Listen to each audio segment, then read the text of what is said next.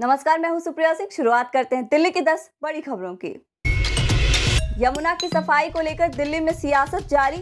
उत्तर पूर्वी दिल्ली से बीजेपी सांसद मनोज तिवारी ने द भारत खबर से बातचीत के दौरान आम आदमी पार्टी पर लगाया यमुना की अनदेखी का आरोप। कहा जिसकी सरकार जिम्मेदारी भी उसकी। दिल्ली सरकार ने अपनी नाकामयाबी छिपाने के लिए लगाया यमुना पर छठ पूजा करने पर प्रतिबंध। यमुना की सफाई को लेकर बीजेपी के रोड मैप पर सांसद ने कहा आम आदमी पार्टी हुई फेल। दिल्ली वाले दे बीजेपी को एक मौका, यमुना को बनाएंगे दुनिया के आकर्षण का केंद्र। साउथ दिल्ली के पंचशील विहार में बदहाल सड़कों से परेशान स्थानीय लोग। आरडब्ल्यूए प्रेसिडेंट पवन चौहान के मुताबिक पिछले 8 सालों से सड़क को तरस रहे हैं लोग। स्थानीय आम आदमी पार्टी विधायक सौरभ भारद्वाज और आम आदमी पार्टी पार्षद पूजा जाखड़ के सामने कई बार रख चुके हैं रोड बनाने की मांग। कॉलोनी के लोगों ने दिया अल्टीमेटम, अगर दिसंबर तक सड़क नहीं बनी तो आगामी एमसीडी चुनाव में नेताओं का करेंगे बहिष्कार। सीएम अरविंद केजरीवाल से की मामले में तुरंत संज्ञान लेने की मांग। आप सभी लोगों को दिल्ली में इस तरह की कोई भी खबर अपने आसपास मिले तो तुरंत फोन से वीडियो बनाकर 2-4 लाइन की डिटेल या स्क्रिप्ट हमें ईमेल करें। राजधानी में कचरा जलाने वालों पर 24 घंटे रहेगी नजर। राजधानी में प्रदूषण की रोकथाम के लिए महीने भर तक चलेगा कचरा जलाने से रोकने का अभियान। दिल्ली भर में 10 विभागों की 550 टीमें आग की घटनाओं की रोकथाम करेंगी। कचरा जलाने वालों पर रहेगी 24 घंटे नजर। पर्यावरण मंत्री गोपाल राय ने अभियान की शुरुआत करते हुए गाजीपुर लैंडफिल साइट का निरीक्षण भी किया। पर्यावरण मंत्री ने कहा कि पिछले साल नवंबर में गाजीपुर लैंडफिल साइट पर आग लगी थी। कूड़े के इस पहाड़ में आग लगने से कई दिनों तक वातावरण में फैलता रहा प्रदूषण। इसे देखते हुए इस अभियान की शुरुआत की गई है।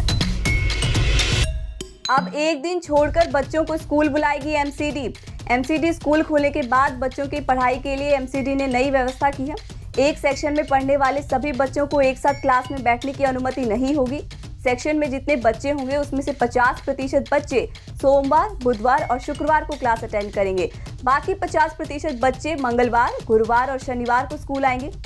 रोल नंबर 1 से 20 तक बच्चों को सोमवार, बुधवार और शुक्रवार को स्कूल बुलाया जाएगा। वहीं 21 से 40 रोल नंबर तक के बच्चों को बाकी दिनों में क्लास आने के लिए कहा गया है। राजधानी दिल्ली में कोरोना टेस्ट में आई कमी। बीते 24 घंटे में 49,000 से ज्यादा टेस्ट करने के बाद सामने आए 40 नए मामले। 61 मरीज हुए डिस्चार्ज। कोरोना से नहीं हुई एक भी मौत।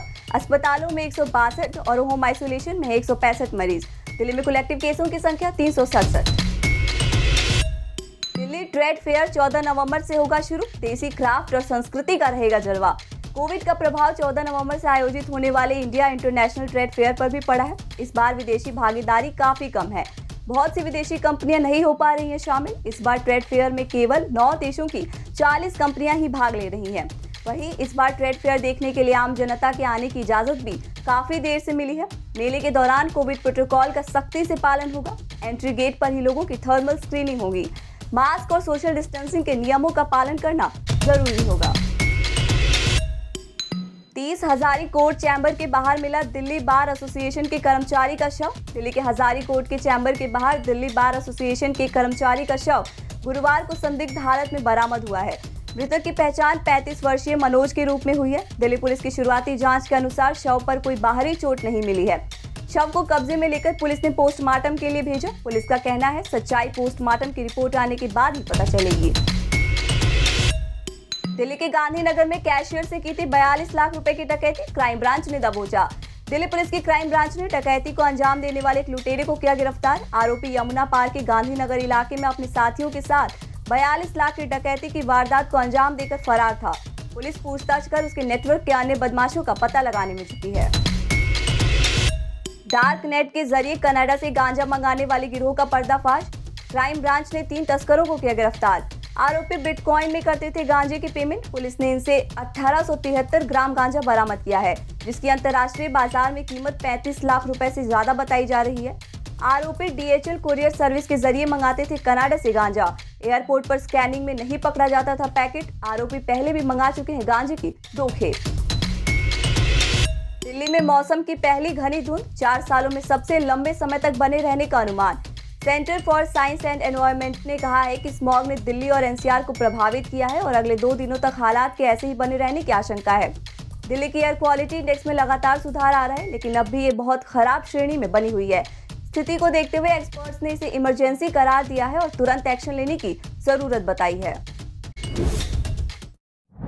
आप देख रहे थे दिल्ली की 10 बड़ी खबरें। हमारी बाकी खबरों के अपडेट्स पाने के लिए चैनल को सब्सक्राइब कर लीजिए। नमस्कार।